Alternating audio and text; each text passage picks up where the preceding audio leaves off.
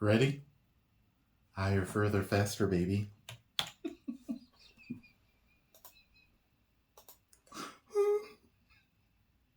Oh, how times have changed. 4 years ago, the original Captain Marvel catapulted its protagonist into an MCU at the very peak of its popularity and influence, where every single movie they churned out was a guaranteed smash hit. Captain Marvel herself was widely tipped to become the next Tony Stark.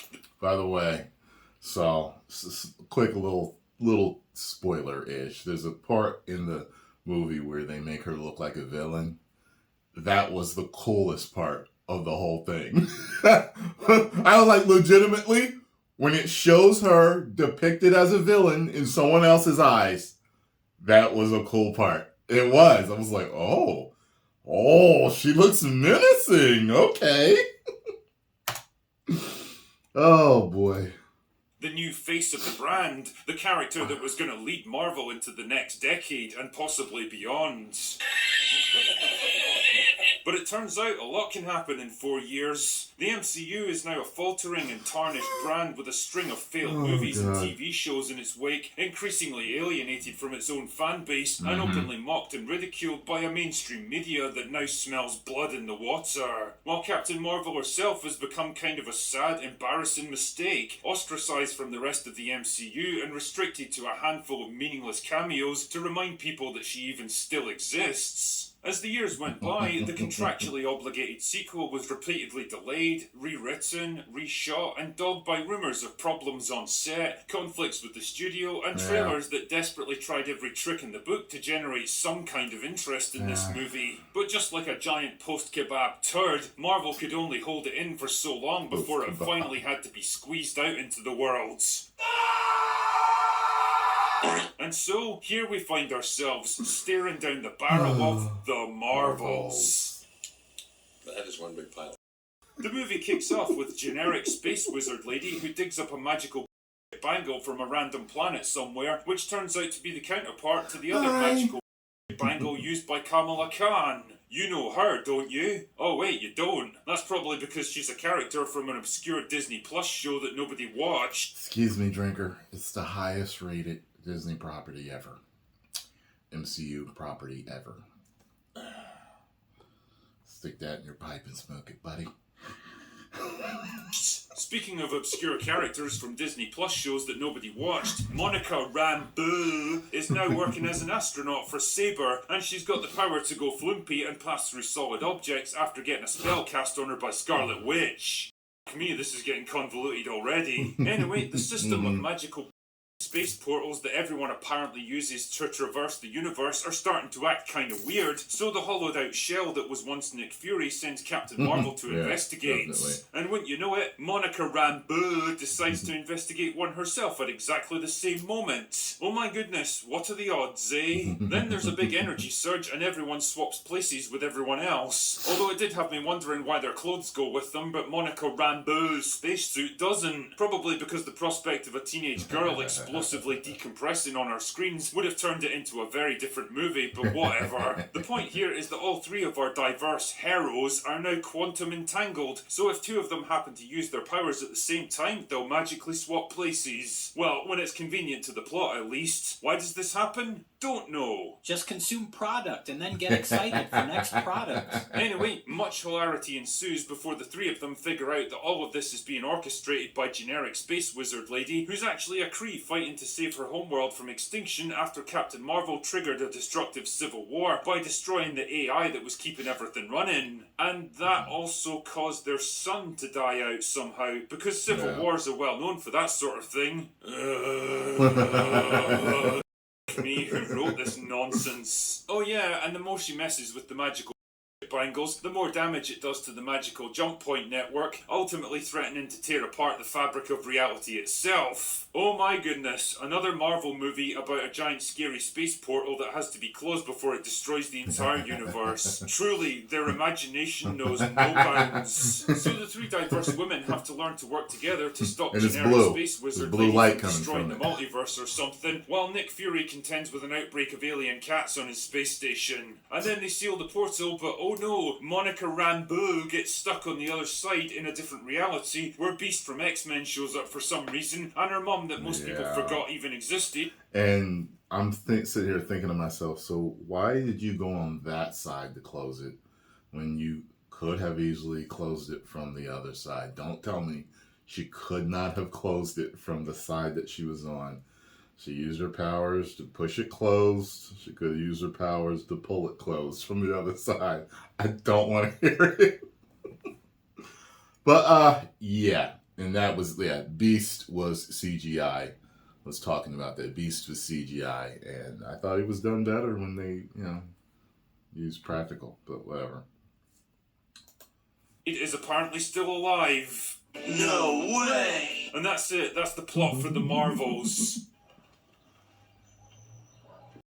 You know when you bump into some who made life miserable in high school that you haven't seen in like 10 years, and you notice they're wearing faded jeans and a sweat-stained t-shirt, they've gained 50 pounds and smell vaguely of cheap booze and stale urine, you might have imagined you'd feel some kind of satisfaction in the knowledge they failed so spectacularly, but instead all you experience is a lingering sense of sadness and pity. Well, that's kind of how I felt watching the Marvels. It's 105 minutes of absolute directionless, passionless, unfunny cringe, awkwardly chopped and spliced together from what I assume was once a much longer cut, and shuffling embarrassingly onto the screen like even it knew how it was and just wanted to get the whole painful experience over with as quickly as possible. And in a lot of ways, it really wasn't the film I imagined. I expected some defiant last stand against the armies of haters just waiting for it to fail, a production bloated by ego and consumed by bitterness, well aware of its impossible position and determined to go out guns blazing. Nope. Instead, what we got was a weirdly small, unambitious, almost apologetic kind of film, half-heartedly going through all the old Marvel tropes but knowing how trite and predictable they've become.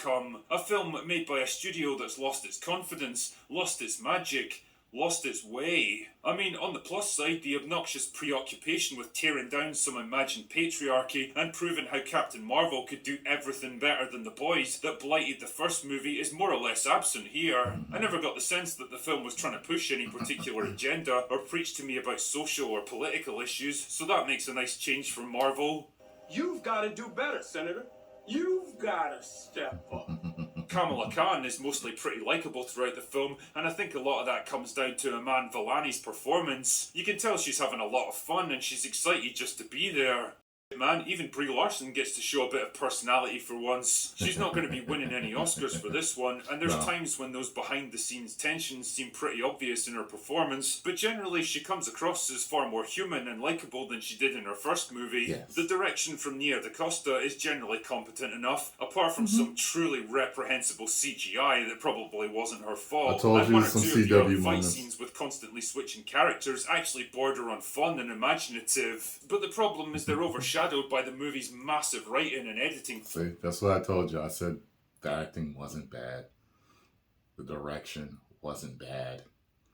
And I said it was mainly a good-looking movie. It wasn't, you know what I'm saying? So, but it had its CW moments. The same thing I said. I didn't talk about the writing, though. I think he's about to. Flaws. The character swapping thing was clearly a response to Captain Marvel being overpowered as and needed some way of limiting her abilities, which really smacks of a problem that they created for themselves. You guys chose to make her into Superman without the kryptonite, and now you're having to concoct reasons why she can't just fix every problem instantly. Nick Fury might as well not even be in this film because it feels like his Although she does a Superman thing at the end.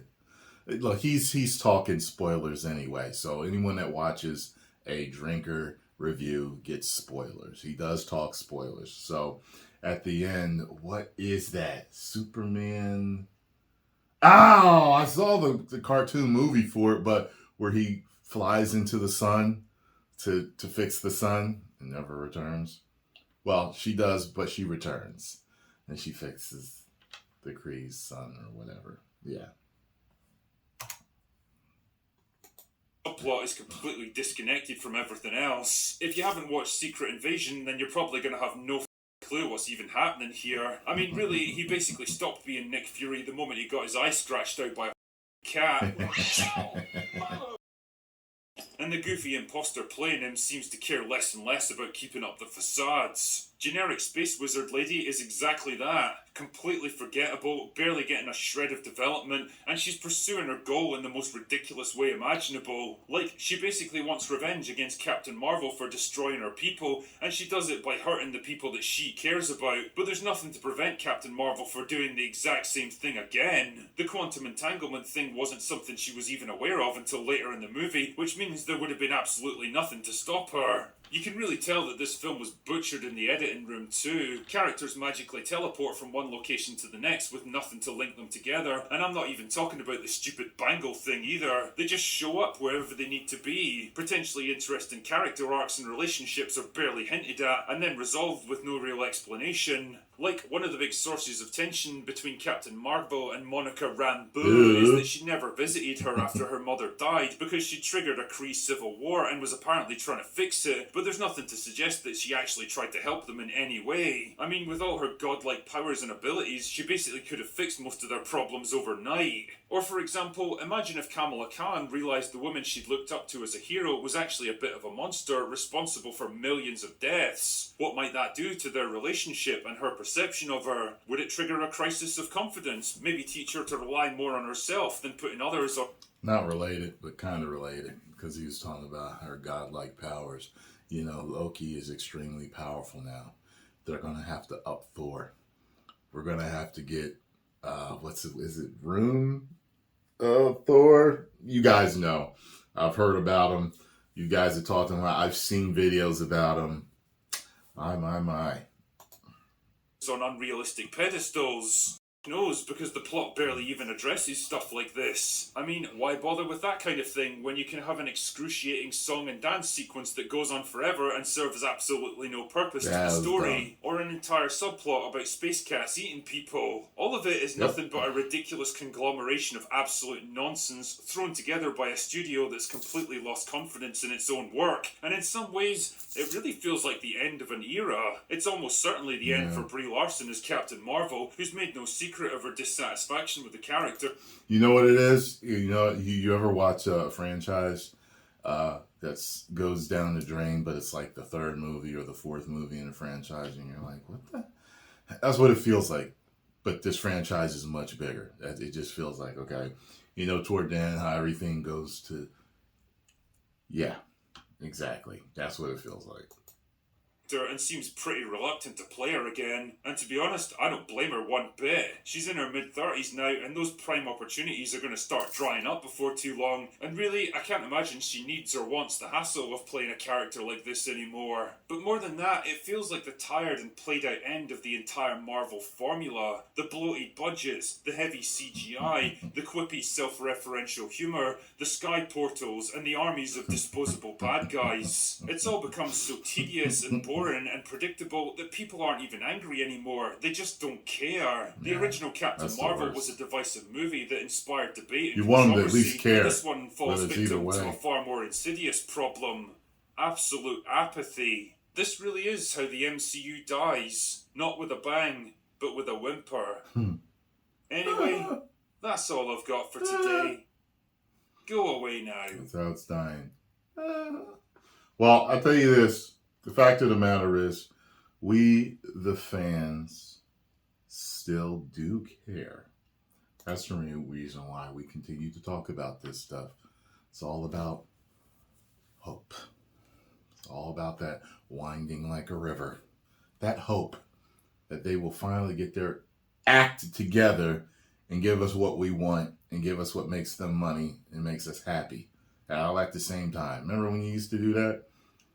Disney, I was watching Captain America Civil War the other day, and there was such a stark difference. That wasn't a pun, but everything you guys have been doing, not a great plan. Now that was a pun, but it's such a stark difference. It was just terrible. I was just like, wow, look how great this movie is. Look at the fight choreography. Oh my God. Look at Cap. Look at Falcon. Look at Widow. Strong, feminine, beautiful, all at the same time. Wow!